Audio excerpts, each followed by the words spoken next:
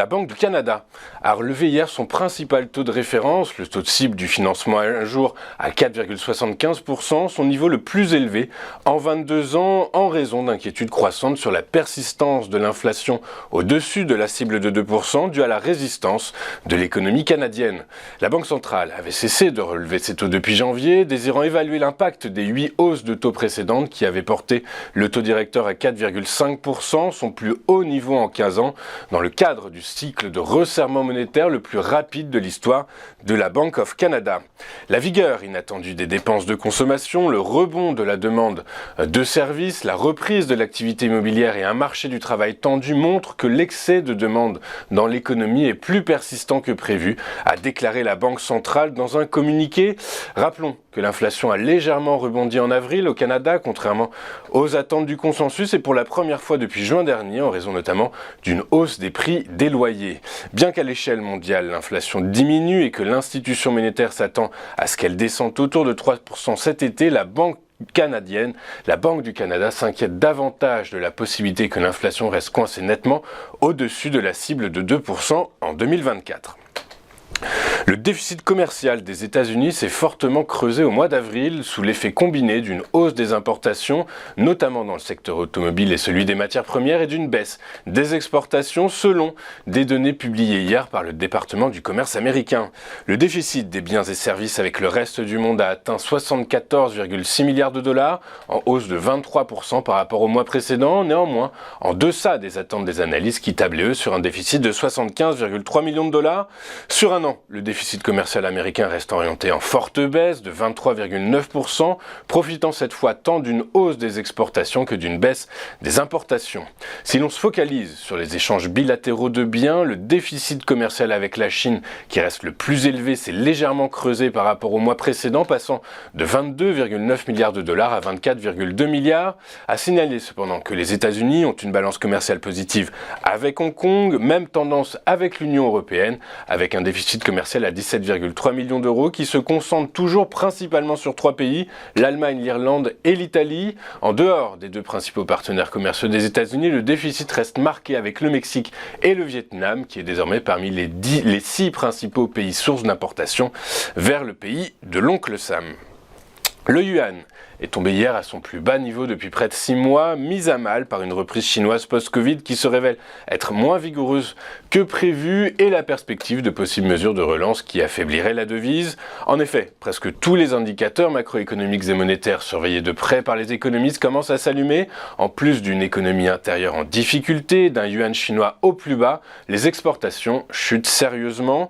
Résultat, hier soir, la monnaie chinoise abandonnait 0,06% par rapport au billet vert à 7,0609 yuan pour 1 dollar. La devise est même descendue jusqu'à 7,0675, un plancher depuis le 1er décembre dernier.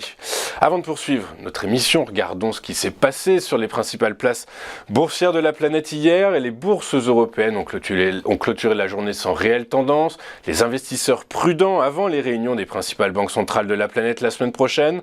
Par ailleurs, les mauvais chiffres de la balance commerciale chinoise marquent pour certains économistes le ralentissement économique. À Paris, le CAC 40 a reculé de 0,09% à 7202 points. Le FTSE a perdu 0,05% à 7624 points et le DAX a cédé 0,2% à 15 960 points. À New York, la bourse a fini sans réelle tendance. L'absence de visibilité qui n'est pas due à l'épais brouillard en provenance du Canada qui recouvre le ciel de Manhattan, mais à l'indécision de la politique monétaire de la Fed qui a incité les investisseurs à vendre leurs valeurs technologiques en portefeuille. Le Dow Jones a pris 0,27% à 33 665 points. Le S&P 500 a reculé de 0,38% à 4 267 points. Et le Nasdaq Composite a cédé, lui, 1,29% à 13 104 points. En Asie, ce matin, les marchés financiers ont clôturé en baisse dans toute la région et ce malgré une forte révision à la hausse du taux de croissance économique estimé du Japon pour le T1 à 2,7%.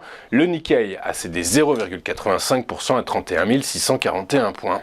En France, force. La tech a été recherchée hier par les investisseurs. Le secteur s'est apprécié de 0,85% sur fond de hausse des cours du baril de brut. Le secteur de l'énergie a lui gagné 0,78%.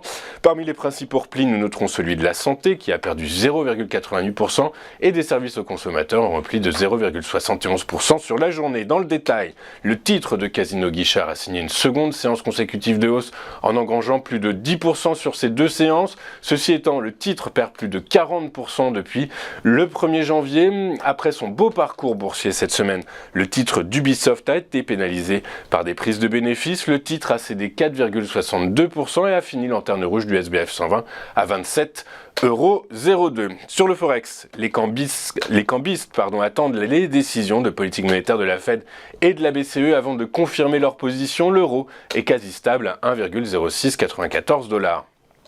Sur le marché des taux souverains, après la Banque centrale australienne, la décision surprise de la Banque du Canada de relever son taux d'1/4 de point a soudainement rappelé aux marchés financiers que la fin du cycle de hausse des taux directeurs ne devrait vraisemblablement pas intervenir au cours de l'exercice 2023. Aux États-Unis, le 10 ans a gagné 12 points de base à 3,77%. Son équivalent allemand a pris lui 7 points de base à 2,443%. Les cours du pétrole se sont repris hier, boostés par la publication du rapport hebdomadaire de l'agence américaine d'information sur l'énergie qui a montré une accélération de la demande d'essence aux États-Unis.